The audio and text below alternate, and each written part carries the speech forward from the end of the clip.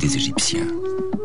La découverte exceptionnelle d'une équipe d'archéologues suisses nous l'a rappelé récemment.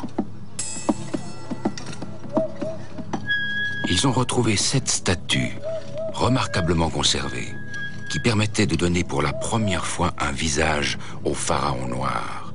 Des pharaons originaires d'Afrique noire qui, durant un siècle, de 750 à 650 avant Jésus-Christ, avaient régné sur l'Égypte et le Soudan.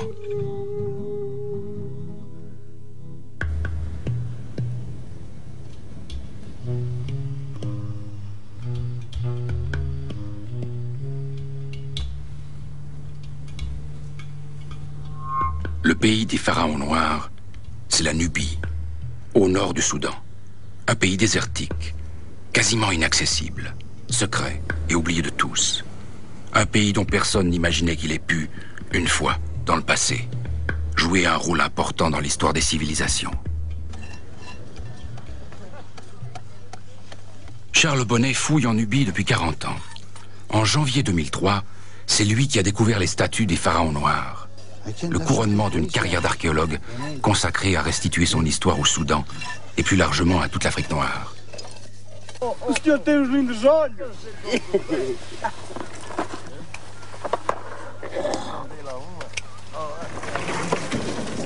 Rien ne prédestinait Charles Bonnet à devenir archéologue. Fils, petit-fils et même arrière-petit-fils de vigneron, à Satigny, près de Genève, il devait suivre la voie tracée par ses ancêtres. À 20 ans, il hérite du domaine viticole familial. Domaine qu'il continuera d'exploiter ensuite durant plus de 40 ans. À l'époque, j'étais très jeune. Et j'avais ce rêve fou de devenir archéologue alors que j'étais vigneron. Je venais de reprendre le domaine de famille. Et lorsque mon cousin m'a dit « Écoute, dans notre champ, il y a des murs, il y a des tuiles romaines », c'était là autour. Je me suis dit « Tiens, on va faire des fouilles archéologiques ». Donc, on a décidé de faire un premier trou, parce que c'était un trou, et on a eu la chance de ceux qui débutent, à savoir des bains conservés sur 2 mètres à 2,50 mètres de hauteur. C'était un massif considérable qui s'étendait là, ici. Après cette première découverte, Charles Bonnet entreprend des études en sciences orientales à côté de son activité de vigneron. Puis il décide de tenter sa chance en Égypte. C'était très amusant parce qu'on était 3 étudiants. On est parti d'abord en Égypte, puis en voyant que c'était très compliqué de fouiller en Égypte, on a décidé d'aller travailler au Soudan, où là c'était une véritable aventure à l'époque. Le Soudan nous paraissait vraiment l'endroit idéal. D'abord parce qu'en contact avec cette extraordinaire civilisation qu'est l'Égypte, mais aussi avec les contacts vers l'Afrique, vers la mer Rouge, vers le sud du Sahara, et une complexité dont on ne se doute même pas aujourd'hui. Il y a des pans entiers de l'histoire de cette région du monde qu'on ne connaît même pas.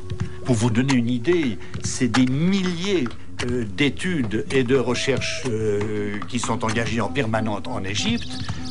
Au Soudan, dans tout le Soudan, on est une vingtaine d'équipes et le Soudan est 3 fois plus grand que l'Égypte.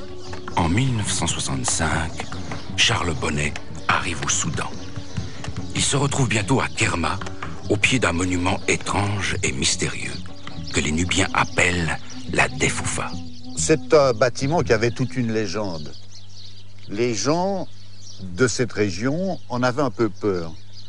On parlait d'une Fatma Defoufa, une ombre blanche qui passait au-dessus de ce monument. Pour les archéologues, c'était une construction très énigmatique. Et bien sûr, quand on venait, c'était un moment fascinant parce qu'on se demandait à quoi servait ce bâtiment. On pensait